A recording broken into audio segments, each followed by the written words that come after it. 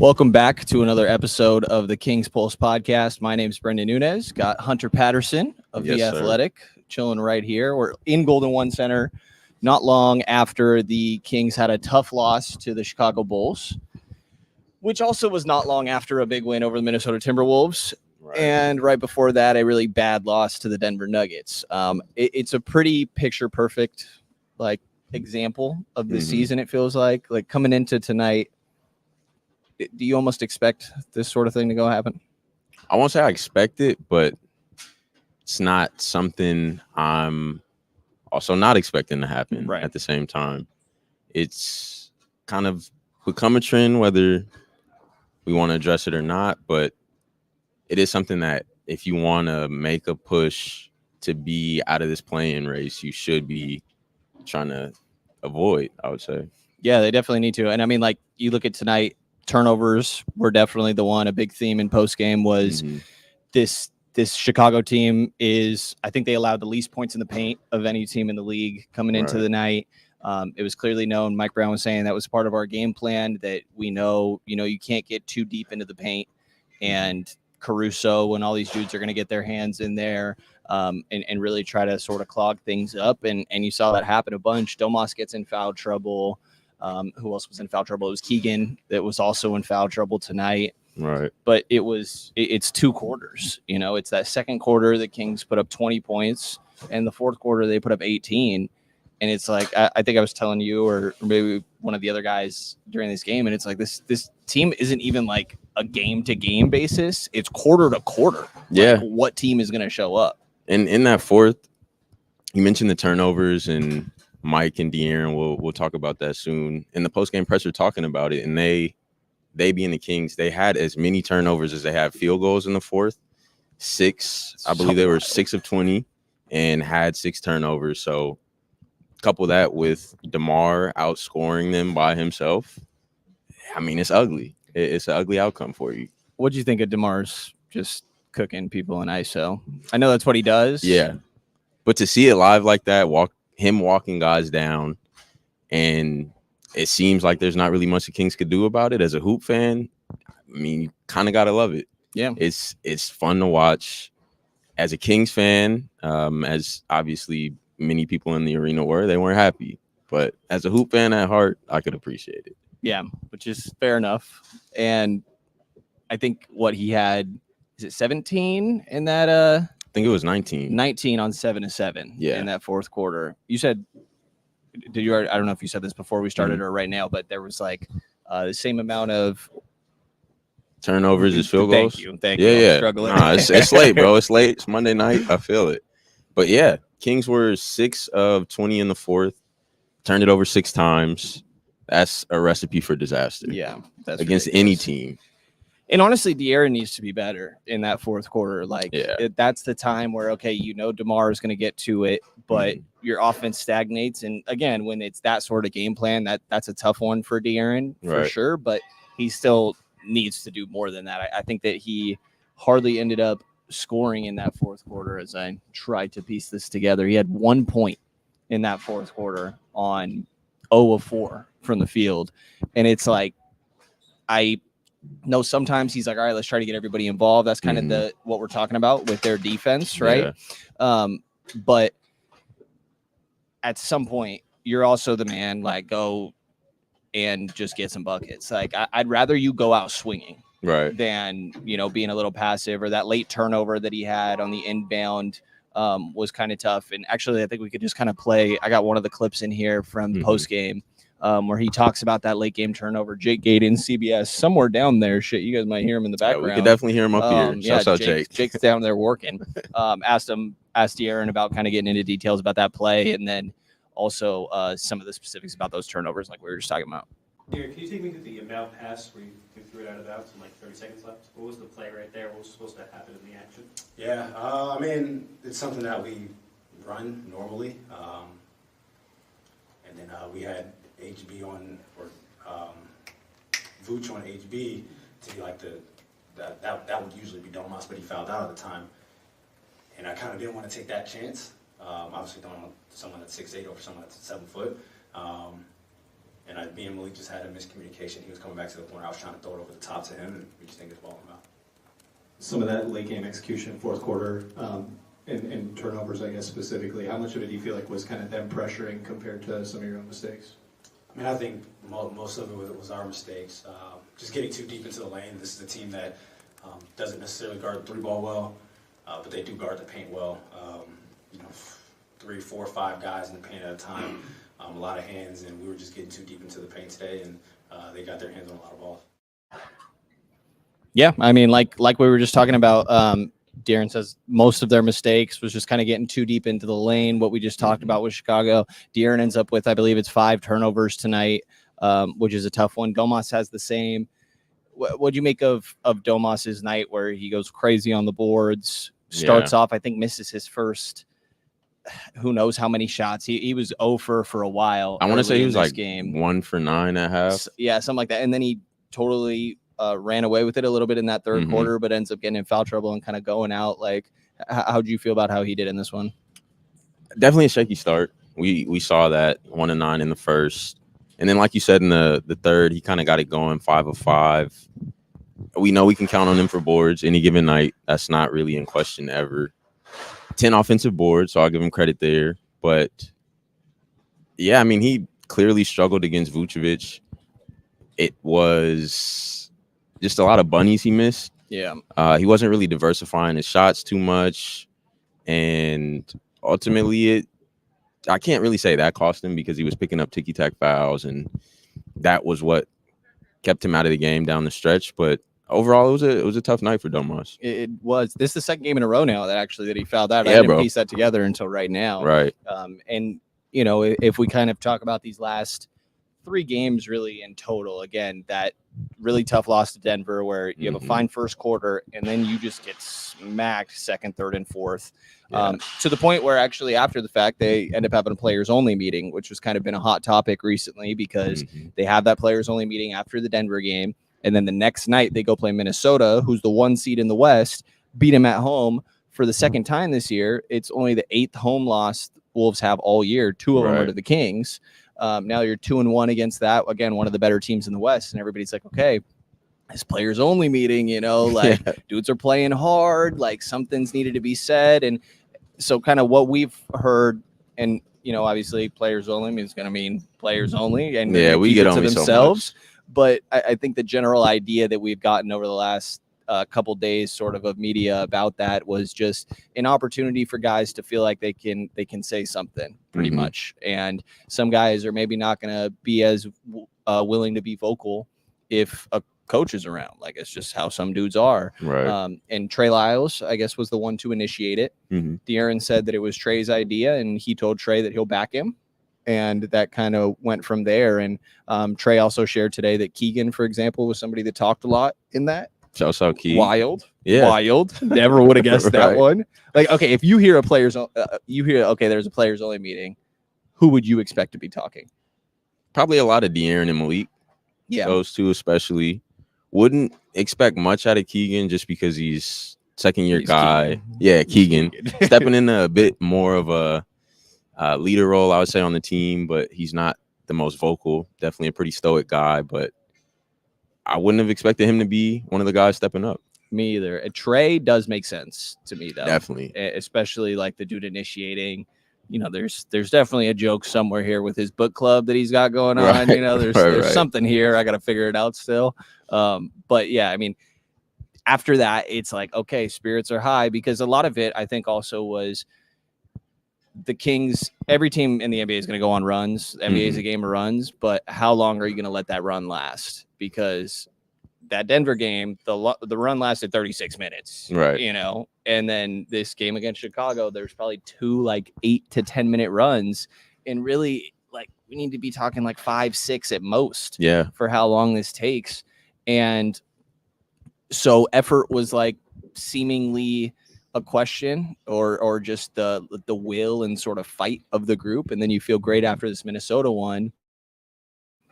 And that kind of had me coming in tonight of like, okay, maybe that's a turning point. And we're right back at it. So, like, I don't know. It's got to be really demoralizing, to be honest, because I feel like there was a little bit of a high that was being ridden after that. Minnesota game and like, oh, maybe we turn the corner. Like I'm kind of just saying, and like this has got to feel a little like just kind of cut your wings a little bit, you know? It has to. And we heard Mike talking about it post game tonight. Domas reiterated it. I would say he mentioned how it is tough to deal with. De'Aaron called it a roller coaster of a season. And after a win like the one they had a couple nights ago against Minnesota, they're calling it a statement win. Malik said that. Coach Brown said that as well.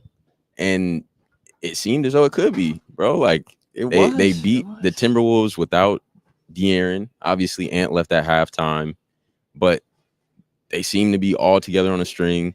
Malik obviously took over during the fourth and overtime, but it's just like you said, it's not even a game by game basis anymore. It's more of a quarter by quarter thing because they had 2 quarters tonight where they looked like they were ready to get another win, but they let up. As we said a few times now, DeMar had an incredible fourth and outscored them. Right. So there has to be some sort of consistency at some point. Yeah, definitely. And if anybody happens to be tuning in, listening on live, feel free to drop questions in the chat too. And anybody happens to listen on the audio side, there's always YouTube out there as well. Just saying. Comments and questions are always appreciated. I think we got some other social questions we'll get to here later in the day too.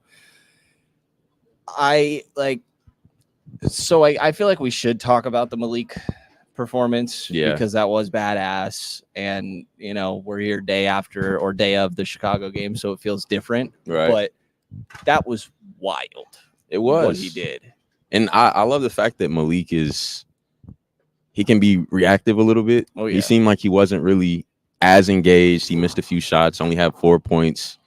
Rudy elbows Domas in like the throat after he sidestepped him. No foul was called on Rudy. Malik said something to him as he was headed back down the court, and Malik then goes off for 35 points, bro. It's ridiculous. And that is something we've kind of become accustomed to with him and how he usually rises to the moment in most cases. And tonight, it wasn't really going for him. And this is like the whole thing with Malik, really, right? Like I remember somebody earlier in the year was asking me, like, what does Malik actually do worse than Zach LaVine? And I was like, I actually get what you're saying because he's a better playmaker. I don't think he gets his shot as effortlessly, but he's a tough shot maker. But the answer is consistency. Right. And that's more of a Malik thing rather than like a compliment to Zach or anything. And Zach, too, I kind of love Malik, love what he does and everything for sure. But with Zach, that could be a 50 piece at any given night almost. And I'm not quite ready to say the same about Malik yet. I know he can get his in spurts when he wants, but a bit of a higher ceiling with Zach. There's just these inconsistencies with Malik. You know, you have a night like tonight where it's like 11 points, 4-12, only 1 turnover, which is good to 6 assists compared to how the rest of the night was really going. Because the Kings as a whole, again, 18 turnovers, 24 points. Mike said that pretty much was the game. Not that other aspects didn't matter. There's a lot of things they could have done better defensively. But that's kind of what's, I think, a little frustrating about Malik sometimes, and kind of just where his current ceiling is, where you don't know what you're going to get night to night. But typically, that's your sixth man. You can live with some inconsistencies. But it's tough on a night like tonight where Domas maybe doesn't quite have it going in the same scoring way, or De'Aaron struggles in that fourth quarter. I also think defensively, like in general, before this last game, I'm pretty sure they had been like 30th in the last 5 games. They are just playing so bad defensively right now, to be honest, except for you get, again, a quarter here and there where you're like, damn, that was some good defense. And all of a sudden everybody's locking up. But I swear, I know this happens a lot throughout the season, to be honest, but these last like 4 or 5 games, go back to that Miami game where Jaime Jaquez is like, give me Kevin Huerter.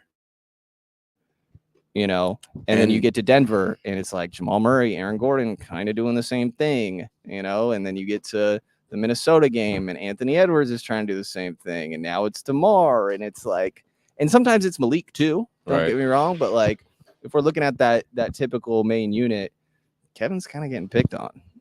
He definitely is, man, and it's tough to watch. It's become a theme a little bit. Other teams are aware of it. I think internally they're aware of it as well. They want to try to, I don't want to say keep him off the floor so he's not being hunted down the stretch, but he's definitely playing less.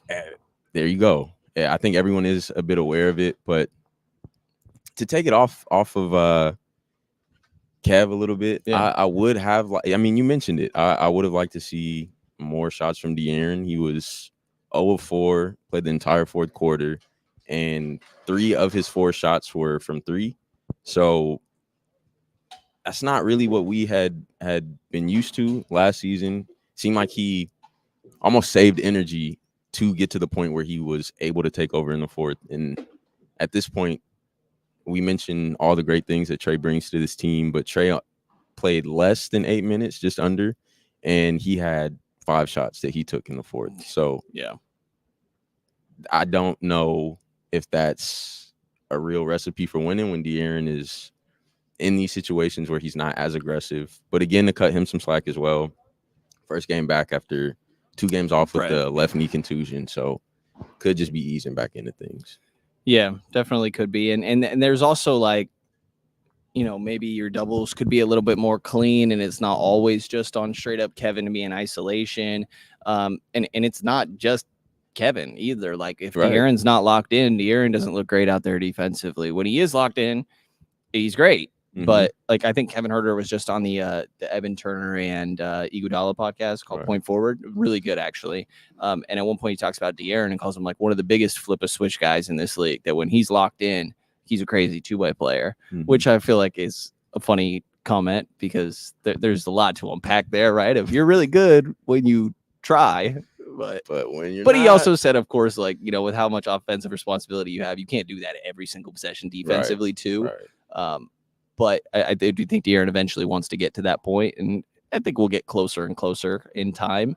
But like asking coach, and he said the same thing after the Miami game of, for DeMar, that we don't mind double teaming. It's, we cannot be double teaming. Specifically in that Miami game, he was like Bam Adebayo and Kevin Love were the 2 that were going to double team, which is wild that Kevin Love is part of that, by the way. But he deserved it that night. Deep down, I know we talk about this off air, but I am indeed a Heat fan, so it's good to see. But Kevin Love got to be close to, if not touching 40, right? And that being a guy you want to double. His hair look way older than 40. Shouts out a lot of the grays. Salt and pepper, yeah, bro. But I mean, it's the next guys. Like you can't have to double Jaime Jaquez or tonight like Io. You know, like sure Kobe was playing great, and you could have limited Kobe too, right? He had a career high. Which you pointed out his last career high was 36 against the Kings in this building. So something about it. There's something about this building. Something about it. But you don't want to have to like double team. You can only double team so many dudes without your entire defensive scheme getting messed up. And it's like they're trying to throw a zone out there that I think is like this 3-2 that they changed to man after a couple passes. But like that's searching. That's trying to be like, God, we are not good at this. What else can we try right now? And I don't know that there really is answers. Like Chris Duarte is getting more runs. Somebody we talked about has been playing well recently. Tonight's tech was really bad, by the way. It was. I don't know. I personally didn't see what made him that upset. Yeah. But, I mean, I don't know if it was worth reacting that way. Not great. And Mike Brown did post-game say that he felt like that was the swing in momentum. Yeah, not great. Not great. But going back to the defense and how they kind of are searching for something a little bit, it seems truthfully like Keegan may be, I don't want to say consistently the only one because De'Aaron has his moments, but Keegan at this point might be the guy I believe in most defensively to bring it every single night. For sure. And I don't want to say that's a problem. He is in his second year. He's being tasked with more, but you want everyone to kind of mimic the way he approaches things defensively, and it's not there yet. It's a good point. I never thought about the dude I feel best about as a second-year player. Yeah, I mean, you love it on one hand because Keegan's taken a lot of great steps this year. He's grown, but at the end of the day, it is only his second year, and he's arguably the most impressive defensively. Yeah. So yeah, and yeah, he's been solid. But then tonight, like DeRozan is a dude that is going to pick on young players. No, you know what I mean? Yeah. Like it's the classic. Everybody says, "Don't jump." I know I'm not supposed to jump, but God, when he pumps you like 8 times, whoa. I'm sorry, that one was crazy. That one was crazy. I'm not even getting into that. But he's spamming whatever it was on 2K. Pump fakes, yeah, the square X, whatever you play, Matter of fact, too, we could transition. We got a question here from Alex. We can. What's up, Figs? What up, bro? Yeah, he said he missed the players only meeting discussion. Did they have that before the game? So that was after the Denver game, where again they got totally smacked after that first quarter, pretty much rolled over and died, to be honest, was kind of the issue. And then eventually had that players only meeting after Denver, initiated by Trey Lyles, backed by De'Aaron, kind of everybody talks. We don't know how many people, but it gives everybody an opportunity to say something if there's anything on their mind. And then clearly worked in the Minnesota game, or at least left a good feeling after the fact. And then now there's this one. Shortcake 1820. We back to the names. Gotta show love to the names. No Keon though. What have you thought about? Because so we did kind of overlook that, I guess, in that Minnesota game with no De'Aaron. Keon gets the start. It's the 4th time this year. I believe they've won every game now. 4-0 with them, including OKC and Minnesota. By the way, games without De'Aaron where they won those games, which maybe there's something there, by the way, but I don't really think so. But that is weird. I'm not going to do it. I don't think there is something, but that's weird. They is. also lost to Houston twice without De'Aaron, so fair enough. But what did you think about how Keon played in that one, and also Davion? Because both of those guys, I think, played really well, and they're definitely competing with each other for minutes. Yeah, I thought they played great, and it has to be tough to go from starting to being completely out of the rotation when the person's the Mike Brown special, though. Yeah, it definitely is. The person who you started for and played well for, in his place, he's back, and now you don't get any run. So, I mean, that's got to be challenging mentally. And I know they're in the league. Keon just got an extension for 3 years, I believe. So I'm sure he's engaged and feeling good. But I don't know. He played really well. I want to say he had 7 assists last game. 4 steals, a game high, and he was really being disruptive. So I'm not sure why we didn't see him tonight, honestly. Yeah, I'm like torn because I do think that Davion's also been playing pretty well, actually. Yeah. Like in that game, I don't remember if this was in the middle of the game or beforehand, but he got told, like, we need you to be more aggressive offensively. And he can score, man. Like, he can finish, and he's really quick. Yeah. Like, I remember one of the things that got pointed out to me when he was drafted was, like, he can stay in front of you and you can't stay in front of him. And I still think that's true. I agree. Decision-making could be a little bit better sometimes, but I think that has been better recently. And the shots going down well. I think he hit 3-4 threes in that game against Minnesota. Yeah. I think he had 16, tied his game high, or season high. Yeah. And that's a great point, bro. Like, he's definitely been playing well. He seems to be, maybe it's an internal encouragement that people are kind of putting on him to be more aggressive, but he seems like he's rising to the occasion. It's just challenging. I mean, I don't want to say they have a lot of depth at the guard position, but it seems like Mike is struggling to figure out who to play at what times. Yeah, which I struggle with because I think it's more so that I'm interested in both options, but don't really love either one.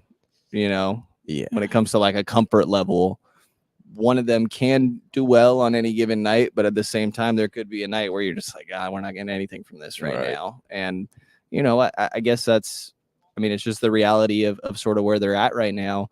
And we've seen a lot of Trey at that backup 5 recently.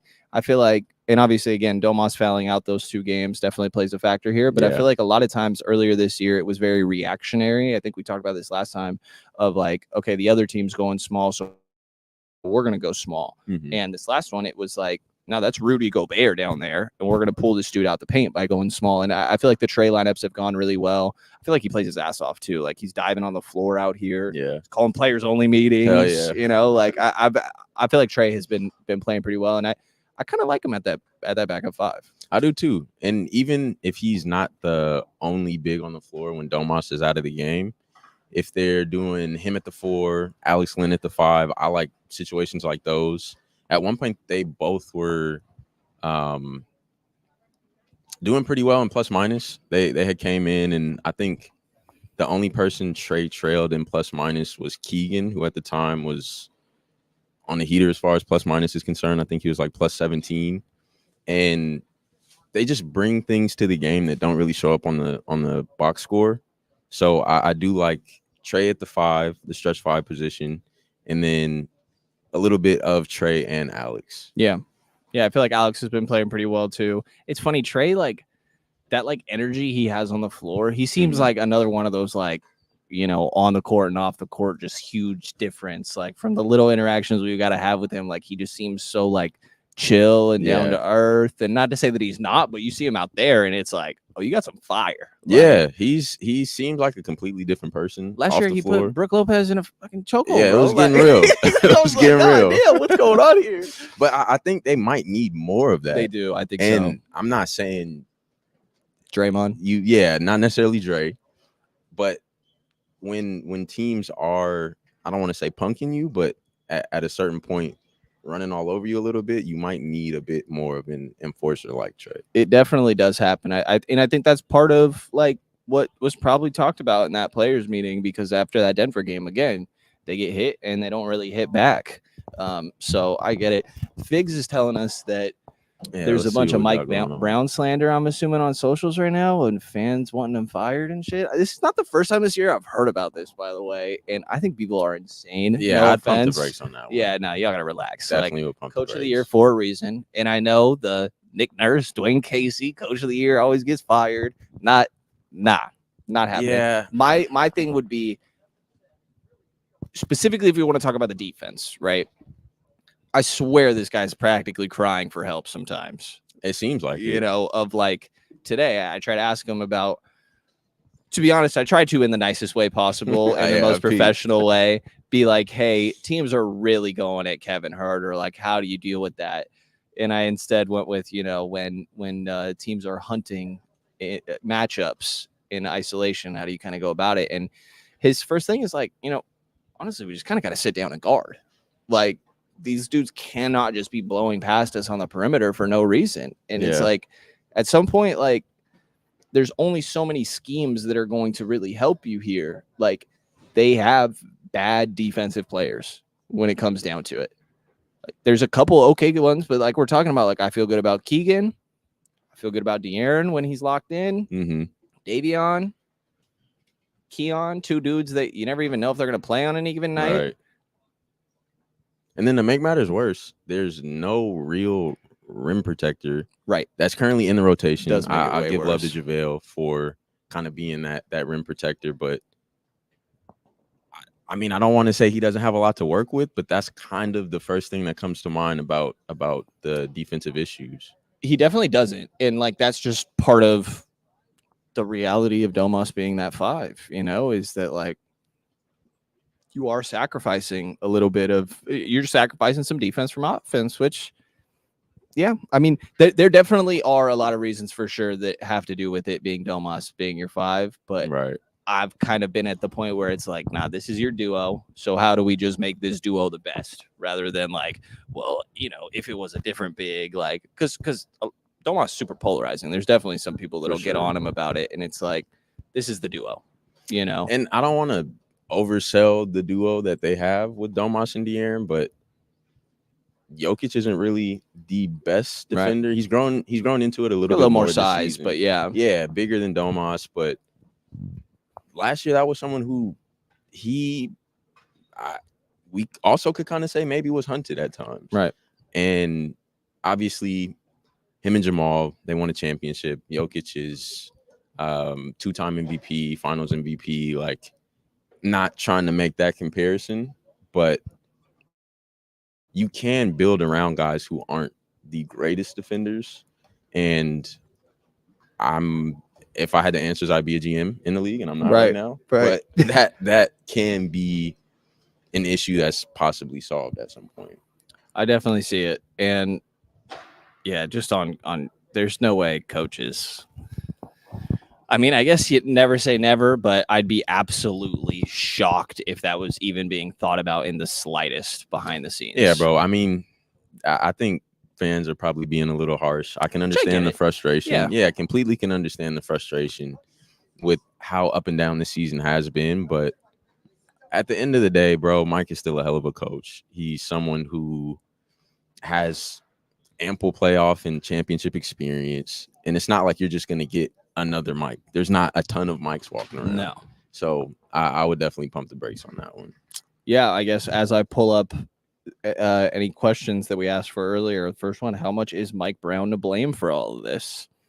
And I mean, I think even he would tell you he's not blameless in it, right? There are things that he could have done better, but at some point, the reason he loved to hear about the players meeting is because, like, at some point it needs to come with it from within. Like, It can't be my voice, my meaning Mike, over and over. It's got to be. He talks about a guy like Udonis Haslem and what he matters to a team because he's bringing he's legend from internally. Yeah, I didn't even mean to do that for you, but yeah. Which, by the way, makes me think of Harrison Barnes today has officially played as many games for the Sacramento Kings as Chris Webber.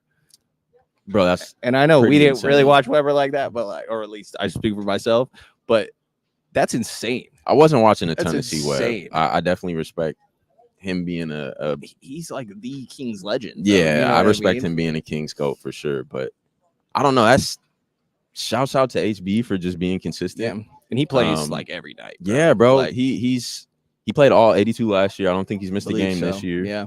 So he is an Iron Man in a sense. Can't really tell which HB you're going to get on a night-to-night basis, but it'll be out there. And I actually thought he was okay tonight.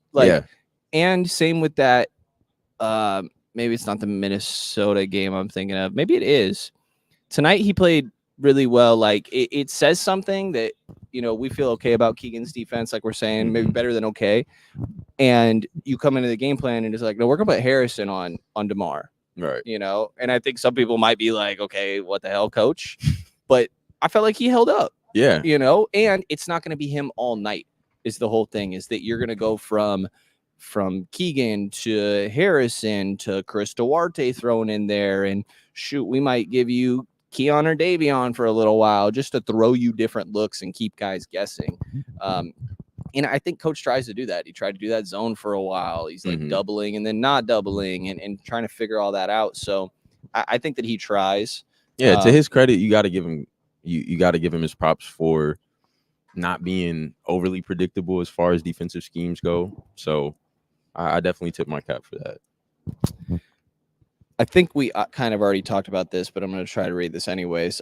From Raiders fan 777. Okay. Not sure about you. Not going to lie. Is the Kings' propensity for losing to weak teams, especially at home, a character issue, or is there something specific roster-wise or scheme-wise that's created this problem? You want to try to take that one? Because there's no easy answer. Yeah. If we knew the answer, if they knew the answer, it would slow down. Preface all this with, if we had the answer, we would probably not be on here and be in someone's front office. Right. But I want to say it's not necessarily a scheme thing. It could just be a mentality of there's no real excuse or explanation for it, but if you feel like you're getting up by a certain amount, I want to say they were about 22 tonight. Third quarter. And you possibly think at that point, okay, maintain and keep doing the things we're doing that got us to this point, but they're just having issues with it. I don't know if it's okay, we've got it, which by now they shouldn't be thinking because we've seen how many times they've been in these situations. But I Raider fan 777, you might have stumped me on that one. It is a good question. Like, I don't know, and it feels weird to me to talk about character stuff sometimes because like we don't know these people. Yeah, when we it comes only down know to it. But to a certain extent, they get. I feel like they get punked. Like where again, the run just lasts too long. Yeah. The run needs to last half a quarter at most. At most, even then, that's probably a stretch. Like it really should be like a 4-minute run that we're talking about, where it's gonna happen, but it shouldn't take your 22 lead to a tie. It should maybe, we're talking about like 10 or 12 here. Mm-hmm. Like more just normal NBA runs rather than it all of a sudden is, holy hell, what the hell just happened in that quarter? And I think sometimes having a guy like a Pat Bev can be helpful for that. We see, I think they were down against the Clippers at one point tonight. Pat Bev, I don't know how responsible he was for it, but I definitely saw him at the end of the game trying to hype the crowd up. Oh, yeah. Yeah. I mean, it would never hurt to have someone like that who takes pride in, all right, bro, like we've seen enough. And that doesn't mean you have to respond with anything other than basketball. You don't want, obviously, anything. But just play your ass off. Yeah, but just take pride, get in a stance. Like, all right, you're not scoring on me at this point. Right. And if need be, and coaches aren't taking timeouts, it might be time to call one yourself and try to rally the troops and regroup. But it seems like they're lacking that outside of Trey. Yeah, and I do think ideally you'd have that from one of your like quote unquote leaders, right? Mm-hmm. But it doesn't have to be. Right. But it does have to be a guy that plays. Like before, it used to be like a Shumpert thing. We talked about this years ago when he was around. It's like, that's cool, but you're not really playing. So, like, it's helpful. Same with JaVale. Like, I'd say JaVale is that right now, right? Yeah. It's no disrespect, but like, and I'm sure it's valuable what you bring, but it holds a different weight than when you can go out there and do it at the same time. Because there's like the lead by examples and then lead with your words. But the guys that do both, I think is kind of what I feel like could be lacking a little bit on this team at times. But again, personality stuff is kind of weird to talk about. Hello, Matt George. What up, of Matt? The Locked On Kings podcast. It was good. But yes, it definitely should be someone who's more involved in the game. And I don't want to say we don't see enough of it from Domas and De'Aaron, but at the same time, I don't think we do. You could see a little more. I wouldn't mind it, I guess, is what I'll go with. Yeah. But also each person is their own person. Yeah, to each his own. Like, you can't force it. You have to naturally be that dude, I feel like. And we were talking about it earlier. That's where we give kudos to Trey because he seems to have that. Though he might not seem that way off the court, when he's on the court, he's definitely that guy. Right. Do you have anything else here before we try to do some... should we do a Pulse Performer? Just shout whoever you want since these last couple games. Last couple games, I'm a probably go. I did Dorte last time. He played solid tonight, so I can't double up and do Dorte again. But probably Trey, I would say. Okay. Yeah. He called the meeting. He called the meeting. He at one point before this crazy run happened, he was definitely like second on the team in plus minus behind Keegan. He was playing really well. He hit some timely shots. Didn't really do so down the stretch as much, but I'll go Trey. Trey is a good one. I'm going Davion, but real quick, I guess, because I'm laughing here, right? Let's see. Shortcake 182 said Matt is about to post a mad pod, angry Matt tonight after this loss. Question. The way he walked by was just very fitting for that. But yeah, check out Locked On Kings. Matt does great work. He's just finishing all his TV stuff and just starting a pod at 11:30. Give this man some flowers. So he's going to be here longer than the court, apparently. So. Won't be us. Yeah, I will go, though, I guess, Pulse Performer. I'll go Davion because I do feel like he's been playing really hard. And I think that offensive aggressiveness that you saw in that Minnesota game, like, I need that. Yeah. Because what you do out there defensively is great. There is some limitations because you're 6 feet. I think he's listed a little higher, but like he's not much taller than us. You've stood like we've stood like yeah. And that's part of why the hair down. I really rock with think him. He's like 6 foot, bro. At best. Yeah, but he's a dog out there.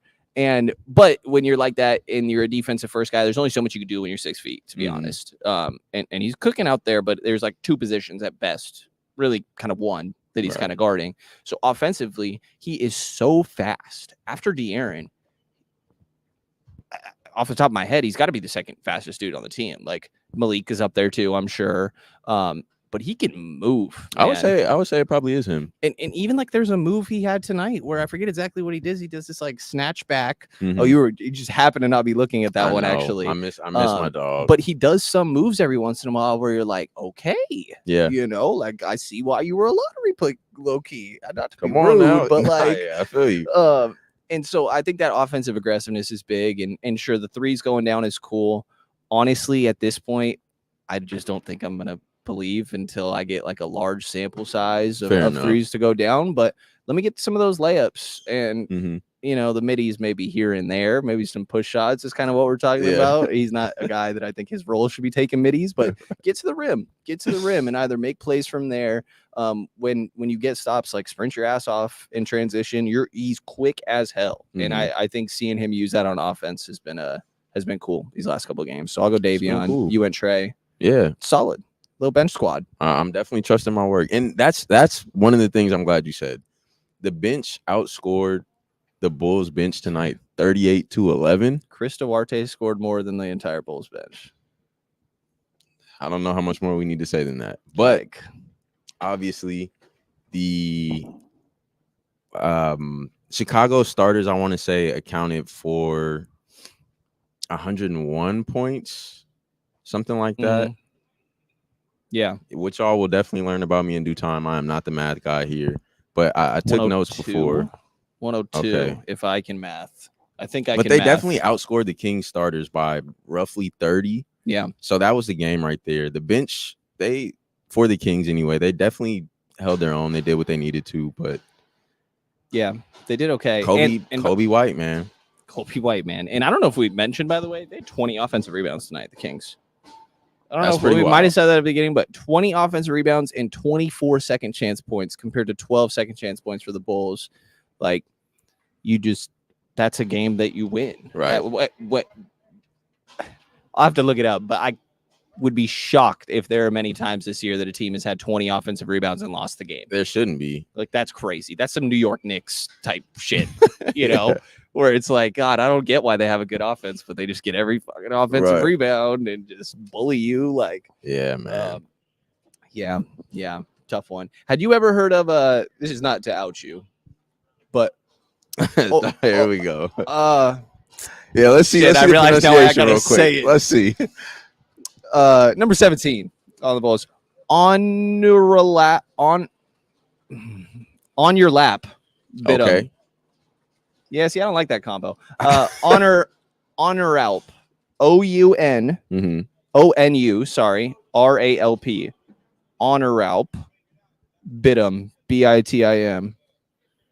Legend. Now, legend. Before you asked, you already knew, so the answer to that is no. Yeah, I don't mean to be disrespectful. Really aware. This man has not even played 10 games in the NBA. Yeah, he came in. He was as effective as he could be, But I appreciate the breakdown. Really, that's what I was. Yeah. I wish I had more stats for you, but had not really heard of my man until tonight, and he still kind of did his thing. He came out with the win. What can I say? He did okay. It's just one of those, like, every once in a while an East Coast team comes in and you're like, yeah, wow, I totally forgot about that guy. I guess that happens. Or I never knew that guy in the first place. Very much so. I guess that happens when Lonzo's out for the season. Zach is kind of chilling at this point. Torrey Craig's just talking shit from the bench and watching. Definitely kind of kicking it, talking shit. But kudos to my man. Yeah. Balled out. Agreed. Yeah. Shout out to On Your Lap. I should have. Yeah, I set myself up for that too. I didn't realize as I was starting that I meant I was going to have to say it. But truthfully, you probably did better pronouncing it than I did. Well, sure. We'll go with it. I think that we should just go to overtime segment, unless you got anything else that you wanted to get to. I think we covered it. I think so. Hold on. I got soundboard. Okay. Wait, do I? Or is it on my home computer? No, it's here. Okay. It also was way too quiet last episode, and some of y'all let me know, so we're going to turn this up as I just attempt to talk to you guys through the process. All right. Basketball conversation over. Boom. On to overtime. I think that was a good one. It went okay. But okay, it's still a little cheesy, but cheese is all right. What is the last movie that you watched? Last movie I watched is probably gonna sound nasty, but Dune. At this point, I don't know how many years late, but took me a minute. Wait, Wasn't it's really years old? Yeah, bro. Dune came out a while ago. Oh, yeah. Okay. I mean, in the second one, it's out now. I want to say just came out recently, and I was like, I want to watch this. It's apparently fucking best movie ever. Yeah. Is it the one with like Zendaya and Timothy but bro, Chalamet? She was really not in it a ton. I'm gonna let you watch. That's what you were watching for? Can't confirm or deny that one, but she wasn't in it as much as I thought. But it was a good movie and kind of got me ready for the second one, where it seems she will probably be a little bit more in it. Okay. But neither here nor there. Okay, so I didn't realize it's the second one that came out recently, and that's why. Okay, yeah, I've never seen either. Is that the one where there was all the memes about the popcorn? They were putting like a cover on their popcorn. Could be, bro. I might have missed that. I'm gonna have to show you this. I saw somebody riding around it looked like a motorized worm for the I'm not gonna motorized worm. It sounds crazy. It does sound insane, but it sounds like something that like they're standing. Yeah, you'd have an app to control. You know what I mean? not going there, but it's almost like I don't want to do too much and ruin it for you or anyone who hasn't seen it, but yeah, there's a book. Did you read the book? Of course not. Okay. I thought that was about to be yes. Hell no. Maybe in time, Tyler, I might check that one out. But to get back to the worm thing, there's like worms all throughout the desert. It kind of is like SpongeBob a little bit, where they were like coming up out of the sand. Don't want to ruin it. Yeah. Like the fishing. The SpongeBob thing. Well, right? Yeah, there was like the big worms that were like going through. Yeah. The Alaskan bullworm. Yeah, Alaskan bullworm. I got you. That's what it is. Alaskan bullworm. There we go. Okay. But, yeah, it was a pretty good movie, and I'll definitely be seeing the second one. So this won't come as a surprise to people, but it was definitely your idea to talk movies. This was. I have no clue what the last movie I've seen is. Come on, let's see. You ain't been streaming nothing? No, bro. Like, I just be watching YouTube videos and feel that too. Playing video games and watching basketball, to be honest. What is the last? We could switch it up and go last show that you watched. That's not gonna get any better for me. I'm not gonna lie. Probably the last show I watched was probably something true crime related. I'm really into true crime, actually. That is that's my genre, I guess. But I can't even think of it off the top of my head. See, I needed to be more prepared than this one. That's the beauty of overtime, though. It's true. It's true. No, I don't. Yeah, I got nothing.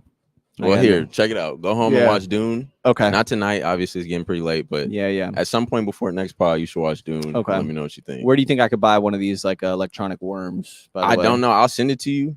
I'll send you the video of the guy that was in the movie theater, but he was very excited to see the movie. Okay.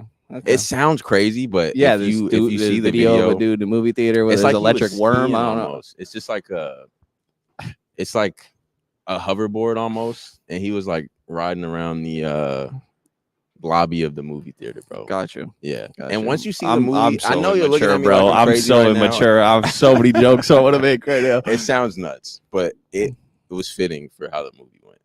Yeah, that's fair enough. Fair enough, dude. I don't know what you're talking about. All right, anybody in the chat, if you have any questions, get them in here before we get out of here. It is hella long. I'm not gonna lie. It said no chance I make it through without falling asleep. I paused it a few times. I had to re-up on some snacks and whatnot. Re-up on snacks. Okay. See, you know what I'm talking about, Tyler. What? It's people get hyped about this movie, bro. It's some real shit. Yeah, Tyler said he saw the dude riding around on a worm. What was your question earlier? Sorry if you guys have already answered this, but do you see part of the problem is coaching? We did talk about it a little earlier, Tyler. I don't think Mike is necessarily blameless in any of this because nobody is, but he is down the list of things I would point to. Things could have been done better. that play with De'Aaron where the inbound happened, like I thought the play was okay. The execution could have been a little bit better, for example. But, like, that's not something I look at like, oh, Mike should have been better. Like, there's always specifics of things that could have done better for everybody, but I wouldn't really say that like Mike is the one where I'm not coming out of this game like, God, Mike just got killed today. You know, right. There were times, obviously, losing a 22-point lead. There could have been times where maybe you call a timeout and try to recalibrate. But yeah, again, it shouldn't be coming to a point where you are losing a 22-point lead and he's on the sideline. He's a coach. There's only so much he can do from the sideline. We've seen early on in games. He might need to lace up. He could. You never know. Mike might go out there and get a bucket, get any defensive stance, or just style the shit out of somebody. But yeah, that sounds more like Mike to me. But yeah, I don't know, man. He's like you said, pretty low on my like blame list, totem pole, if you want to call it. But we've seen him do the early timeouts if someone's not rotating, someone's not doing what they're supposed to, and this is 3 minutes into a game, maybe. But possibly, I'll say the last thing is he could have tried to stop the run with timeouts. Right. But other than that, there's only so much you can really do. Yeah, and I guess what I would say, if people are apparently up in arms about, not saying you, Tyler, but apparently as socials is going crazy on Mike, that like the best version we've seen of De'Aaron Fox has been under Mike Brown. And I don't think that's a coincidence. There is an aspect of De'Aaron was just going to get better with time. Domas being here, all that. He is unlocked aspects of De'Aaron, of him, the defense that you're seeing, even if it is a little up and down sometimes. Like when he's locked in, you're seeing him go crazy on defense. And I think that's something that Mike has been really pushing for. Same with Keegan, you know. So I think that he's definitely done a lot for the main three dudes, which is the most important thing. And as long as those guys have his back, I don't think he should be questioned at all, to be honest. Not questioned. I know what you mean. But yeah. Same goes for Malik. Malik is having his best season. Yep. Largely because of Mike. I don't want to say it, I mean, obviously Malik is the one out there playing and lacing him up and doing what he needs to, but they definitely have a good relationship. Yeah, they have that kind of relationship where they can go back and forth, agree to disagree, publicly disagree. And Mike is a big reason why he's doing what he's doing this season. So rotations are one of the things that Tyler's talking about. Okay, I 100% get the frustration.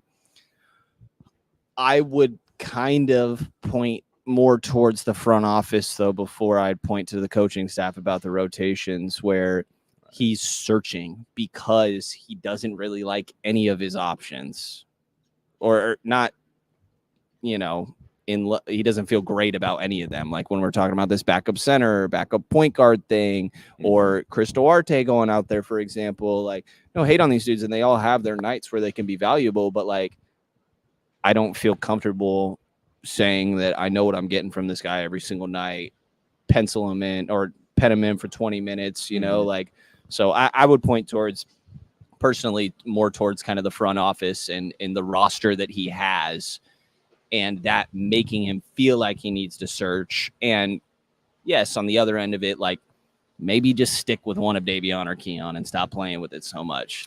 Yeah. But I also get it. I was just getting ready to reiterate it, bro, because if he had total belief in his rotation and knew what he was going to get on a game-to-game basis out of his bench, there wouldn't be the inconsistency that we see with him trying a bunch of different things. And obviously it's a bit late into the season to try to figure out what you want to do and who's going to do what on a game-to-game consistent basis. But the reality is he hasn't figured it out because guys haven't performed consistently. Right. So. Yeah.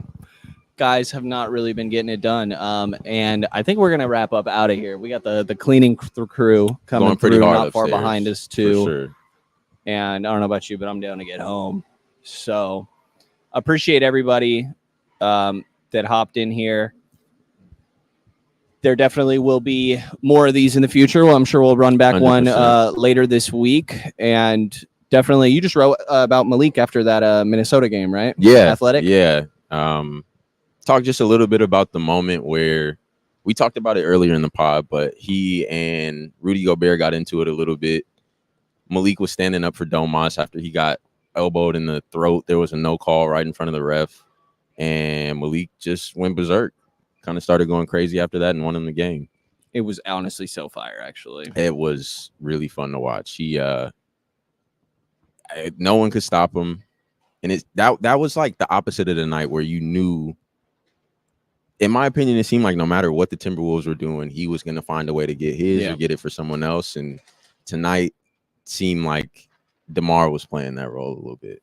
Totally. Definitely see it. I got one of my, I almost said certain words, but this is a guy I grew up with and went to school with, a good friend of mine that is just being an asshole in this chat as usual. It says, I know what Pistons fans went through, Dale. Oh man. Dude, don't even watch basketball. He just comes in here and talks shit. He's so fucking annoying. Two of my best friends right now are huge Piston fans and have been their entire lives. Ooh. Same. So they consistently are blowing the chat up about Killian actually getting minutes before he got cut. Jaden Ivey wasn't seeing as much time. Talk about inconsistent rotations. Did you see that Knicks game where they pretty much like tackled the Thompson twin, the Knicks at the end of that game? Yeah. And then Monty Williams has this whole thing and like walks out of his presser. Hell yeah, I would have been pissed too. Bro, that was crazy. Actually. Yeah. That play was crazy. Kings are on the up and up a little bit right now.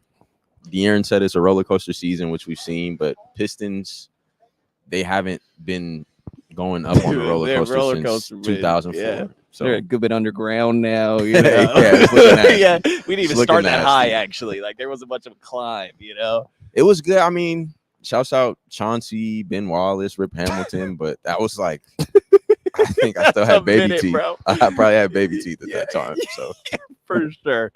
Yeah, a little bit of a tough one. For sure. All right. I appreciate you. There's no way, bro. Now I got my other buddies in here. They're definitely in a chat. All right. I'm getting out of here. Appreciate you guys. All my writing, sacktownsports.com, Hunter, theathletic.com. It's right? For the site? Athletic. Okay. Thank you. Sorry. I should have had that. You all good. But yeah, appreciate you guys hopping in here. Definitely always glad to take any sort of comments on the YouTube side and be answering them in the next episode. So appreciate you guys listening, tuning in. Be sure to subscribe, like, rate, and review, and you'll hear from us again next couple days. Yes, sir.